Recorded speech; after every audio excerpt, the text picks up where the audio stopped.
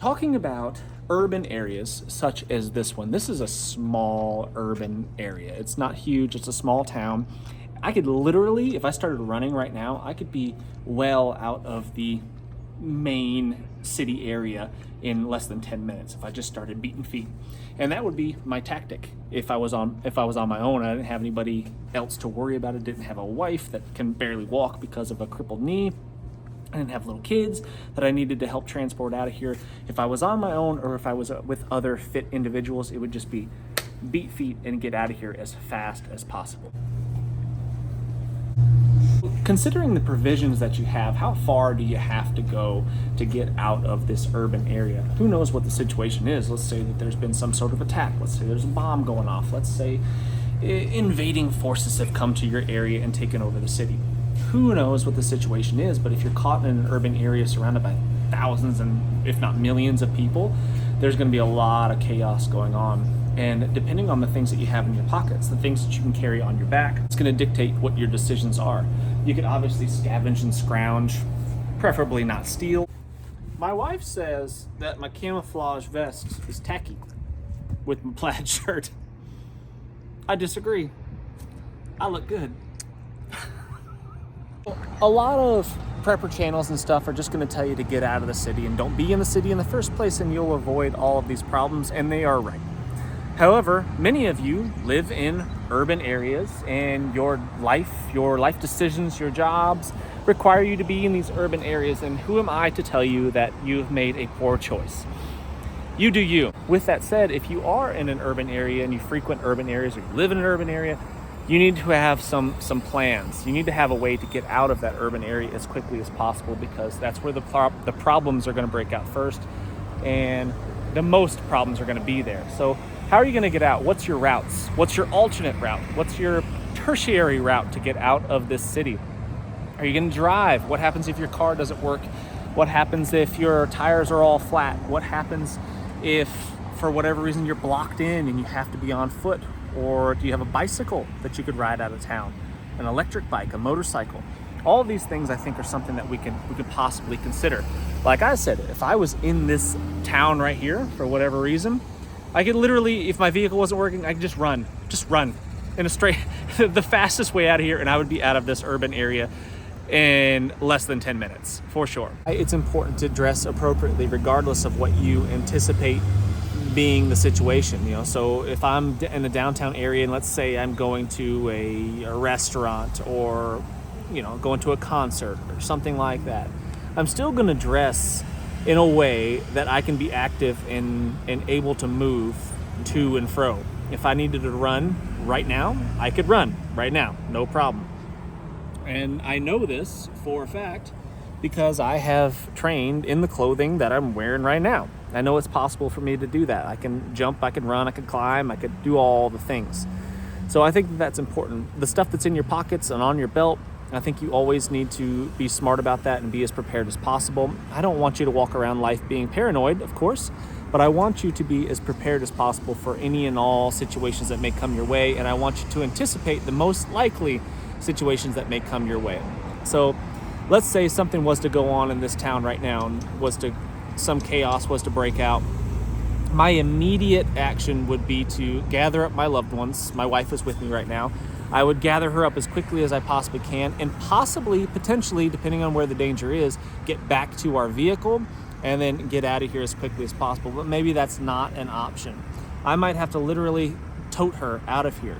And another reason why it's important to train and be fit, if I had to carry her a certain distance because of her knee that recently had surgery on it, a swollen bum knee, she can't run. She's not going to be able to do that. She's going to walk very, very slowly. And maybe that's what we have to do. And maybe if it's too great of a distance, maybe we have to find a safe place where we can lay low for a little bit and rest up, rehydrate, refuel, that kind of thing. These are all things that we kind of need to consider, and it's all going to be situationally dependent. So I think I've discovered the ultimate urban truck.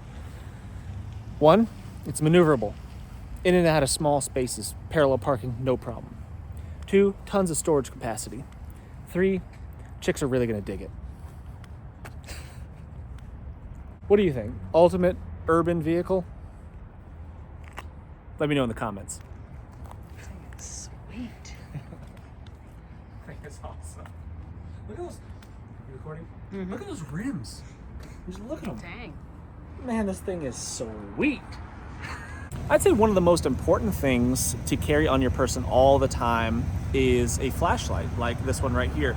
Because in urban areas, regardless of daytime or nighttime, there are really dark places. Inside of a building without electricity is a dark, dark cavern. So having a flashlight is really a really important thing. And if you live in an urban area, you should never be without a flashlight. That's just my opinion. Having a way to protect yourself, defend yourself, also super important. But I'd say above that, having a way to see where you're going is going to be a big deal. You may be in an area where it is deemed illegal to carry a weapon of some sort. Improvising a weapon such as this is pretty simple. I could keep this in my hand as some sort of bludgeoning device. I could throw this. This stuff is going to be everywhere. So food and water are two considerations that are pretty important, especially if you're having to cover some serious ground. If you're having to go a long, long ways, food is going to be important. But primarily what you're concerned with is going to be water. Where are you going to find water? And when you do find water, what are you going to do with it to purify it, to make it safe to drink? Because if the world is in chaos, well, city water, for one, is generally not that good for you anyway with all the crap they put in it. But in a world full of chaos and turmoil, the water supply system might be tainted in some way, and you might need to have a way to filter it. So I always suggest that you carry water purification tablets. At a minimum, having a water filter is a really, really good idea, such as a Grail that I keep in my pack that's in my truck. But on my person, in a Wazoo cash belt, I typically carry a water bag and water purification tablets, so I can at least eliminate some of the waterborne pathogens that might make me sick down the line. So if you're being active and you're on foot and you're having to move through an urban area, you're going to need water. That's going to be a requirement. How much can you carry? Probably not that much. What's the availability of water sources in your area? Here, there's creeks and streams all over the place. Even in a more urban setting such as this one, there's creeks and streams where I can dip into them, filter them, and be on my way. That may not be the situation where you live. You might have to dip into water fountains and tap into the building's water supplies. You might have to be tapping into water heaters and things like that inside of the buildings themselves.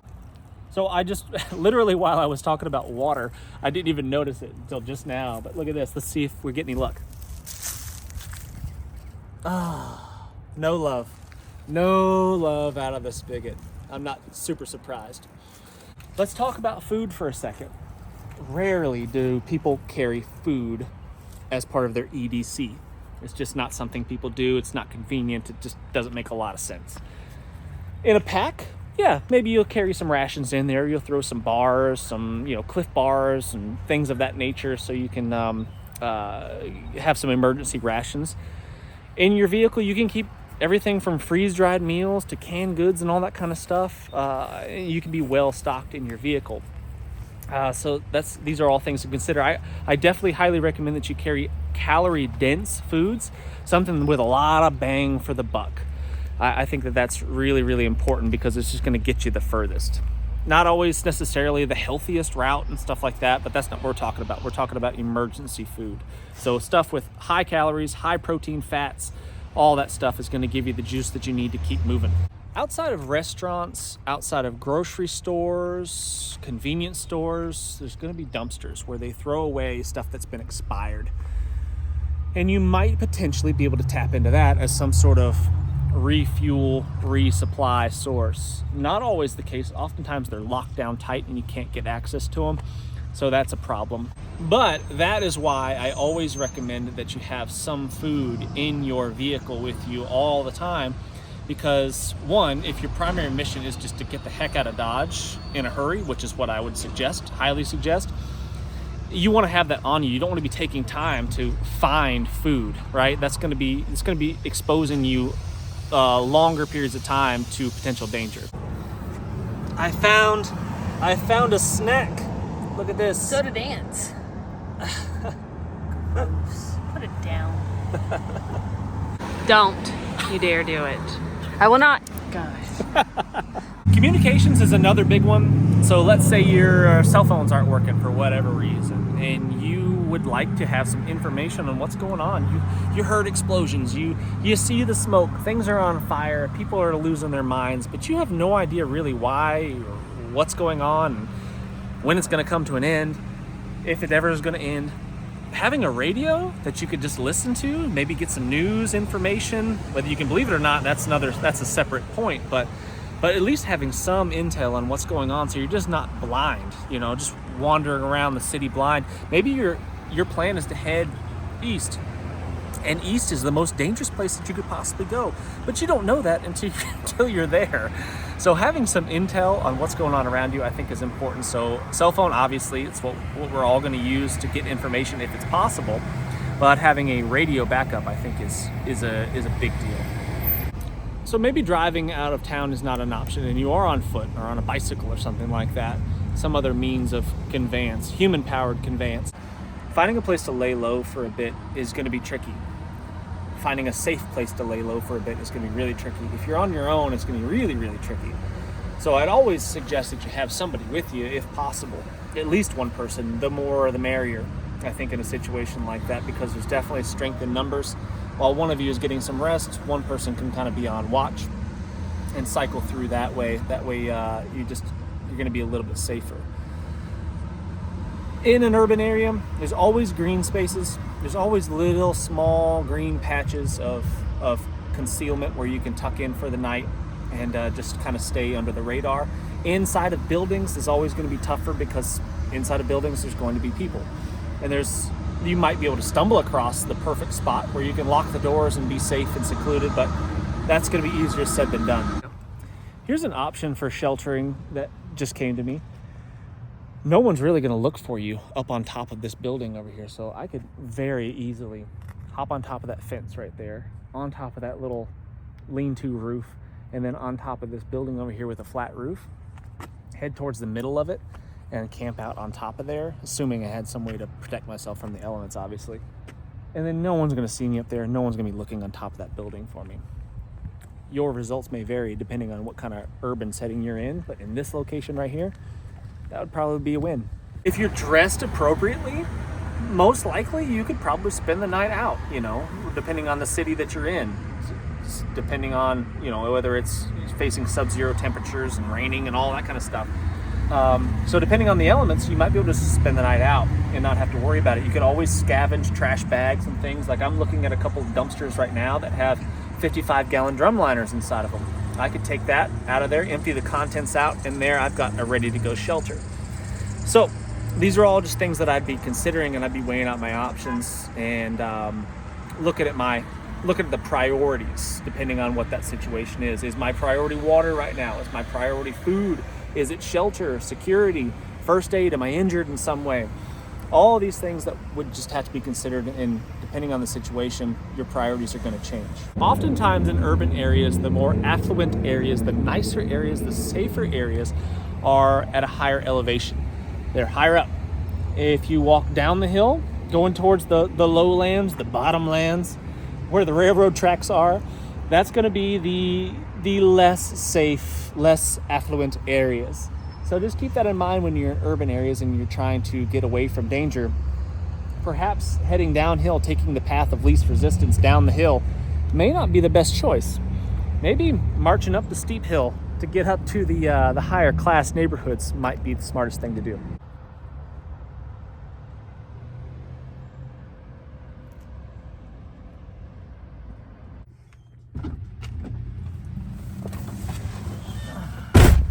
Now, as far as evacuating out of a town with your vehicle, if that's an option and you're not blocked in, broke down, whatever, having a gray man type vehicle, I think, is a pretty smart option as well, so you can kind of blend in and you don't really stand out. My truck is the opposite of that. It kind of sticks out like a sore thumb. However, it is a big, beefy, four-wheel drive truck with huge, heavy steel bumpers, and I could push pretty much any vehicle that I'm looking at on the road right now. I could probably push them out of the way without a problem and keep on trucking. So I guess there is an option. Having a first aid kit in an urban area is really, really important. Motor vehicle accidents, in times of chaos, people are going to be driving like crazy people. And being able to treat a wound caused by a motor vehicle accident is definitely a must. If we're talking about some sort of terror attack, gunshots, whatever, this can solve a lot of those problems. It's fairly portable and it's very comprehensive and can solve a lot of medical issues, just having something like this. This is my pack that I carry with me in my truck all the time. And it, you know, a lot of people talk about the gray man blending in and all that kind of stuff. And I get that. I think that that's definitely a thing. It's definitely more a thing when you're in an urban area. But this pack has everything that I need to sleep outside. And even in the wintertime, I'm not going to die if I had this pack right here. It's got a lot of my supplies in here. But I could always gray man this up a little bit more if I simply just took this off, got rid of this camouflage veil right here, got rid of that. Now I've got just, you know, it's a brown bag. It's not that big a deal. You know, people aren't going to look twice at this. It's small, it's light, it's compact. And if my primary mission in an urban area was to get the heck out of Dodge as fast as possible, I'm going to want to be as streamlined as possible. I'm going to want to be as light and as slick as I can so I can get out of here in a hurry. I don't want a giant big rucksack. Talking about being the gray man, let's say this town was under attack. Let's say there was some sort of terrorist attack and we've got that to worry about. That's a big concern. But not only do we have to worry about that, we also have to worry about the locals acting like crazy people and rioting and looting and taking advantage of a very stressful, terrible situation. And so it's important to kind of blend in for that reason and not look like a target. Carry yourself proudly, walk tall, have your head on a swivel, always being aware, just basic situational awareness stuff, and not carrying around some giant big jumbo pack that looks like it has a lot of valuable things in it. So unfortunately, we've got to worry about a lot of people doing bad things in urban areas, and not just, you know, in a wilderness setting, we've got to worry about, you know, the elements killing us. In an urban setting, we've got to worry about the elements killing us, and we've also got to worry about the people. So that makes it really troublesome. Anyway, I hope this video has been somewhat helpful, insightful in some way. I hope maybe it has inspired you to develop some sort of emergency action plan to get you and your loved ones out of an urban area. Please leave it in the comment section if you have any questions. Love to talk about some things in the comment section. Please hit the thumbs up, subscribe if you haven't done so already, and I can't wait to see you on the next one. I'm Jason Salyer with Survival Dispatch. As a Survival Dispatch insider, you'll be able to gain the knowledge, the skills, and equipment necessary to protect your family when it really, really matters. They'll provide crucial information on such things as stockpiling food, medical necessities, communication plans. You will receive specific, actionable plans that can deliver proven techniques to help you get home, shelter in place, or bug out safe.